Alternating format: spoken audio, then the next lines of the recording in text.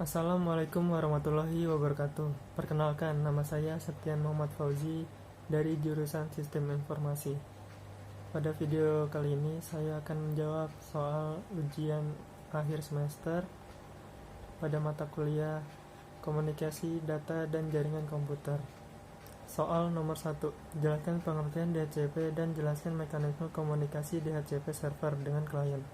DHCP atau Dynamic Host Configuration Protocol adalah protokol yang berbasis arsitektur klien atau server yang dipakai untuk memudahkan pengalokasian alamat IP dalam satu jaringan. Sebuah alamat jaringan lokal yang tidak menggunakan DHCP harus memberikan alamat IP kepada semua komputer secara manual. Cara kerja dari DHCP server dalam jaringan terdapat 4 tahap, yaitu IP list request, yaitu komputer klien meminta alamat IP kepada server. Yang kedua, IP list offer, yaitu DHCP server yang mempunyai list alamat IP menawarkan kepada komputer klien atau user.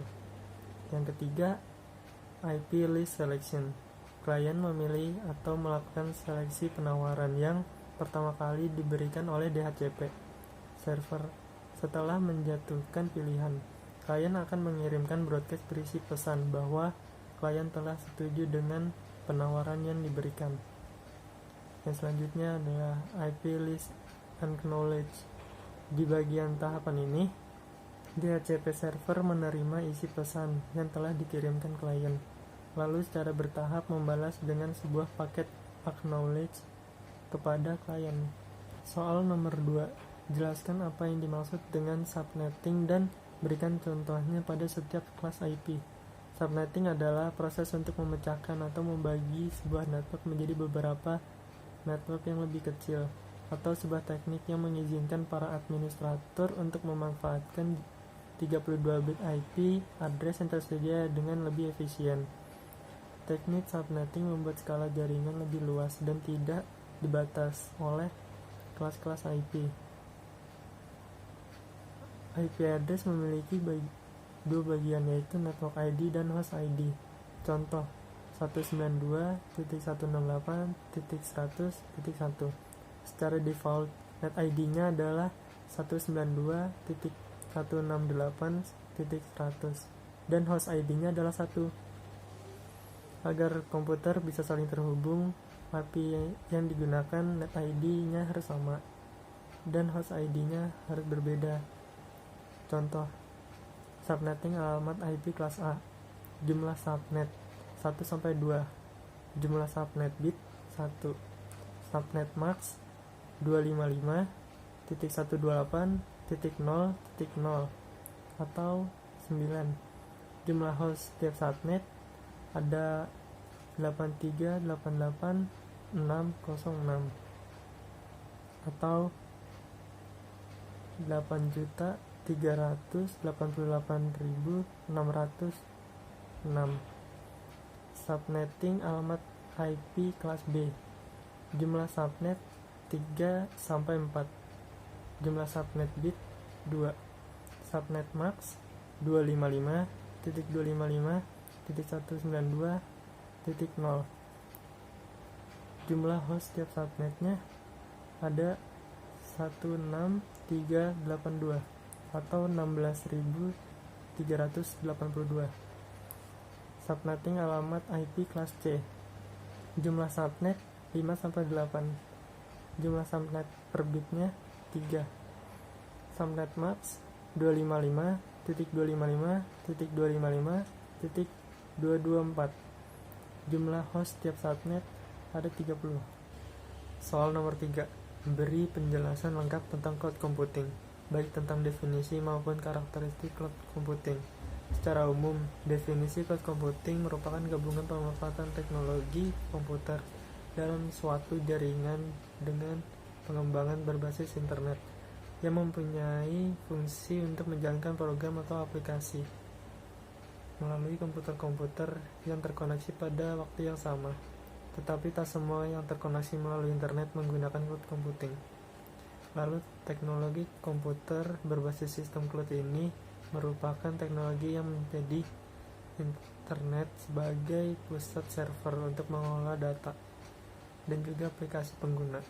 Teknologi ini mengizinkan para pengguna untuk menjalankan program tanpa instalasi dan mengizinkan pengguna untuk mengakses data pribadi mereka melalui komputer dengan akses internet.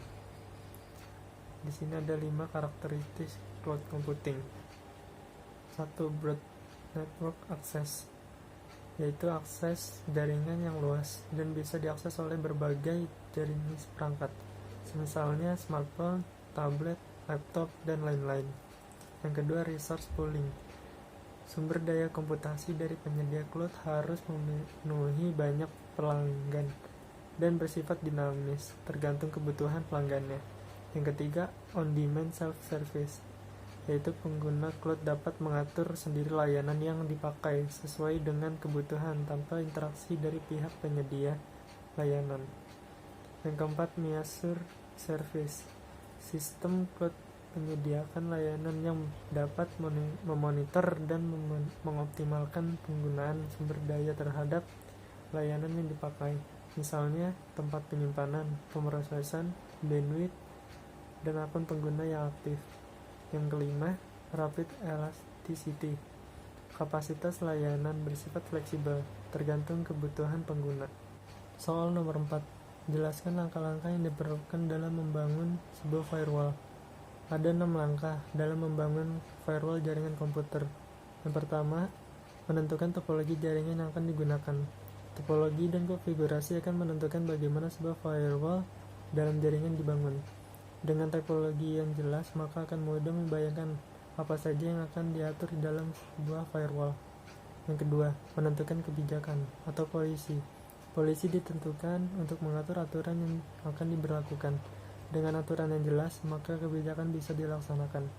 Yang ketiga, menentukan service yang boleh dan tidak boleh dijalankan atau dilewatkan. Semua service program harus diidentifikasi sehingga mudah mengaturnya. Yang keempat, menentukan user yang menggunakan polisi. Kadang dalam sebuah kantor atau aturan tidak diberlakukan sama.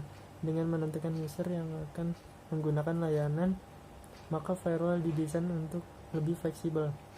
Yang kelima, menerapkan kebijakan, aturan, dan prosedur dalam mengimplementasi sebuah firewall.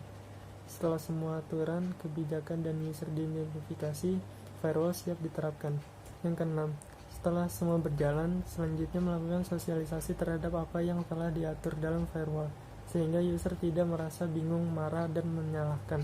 Dengan sosialisasi, maka tidak akan terjadi kesalahan pahaman, tidak setujuan, atau lain-lain. Ya, sekian video jawaban dari saya. Kurang lebihnya mohon maaf. Wassalamualaikum warahmatullahi wabarakatuh.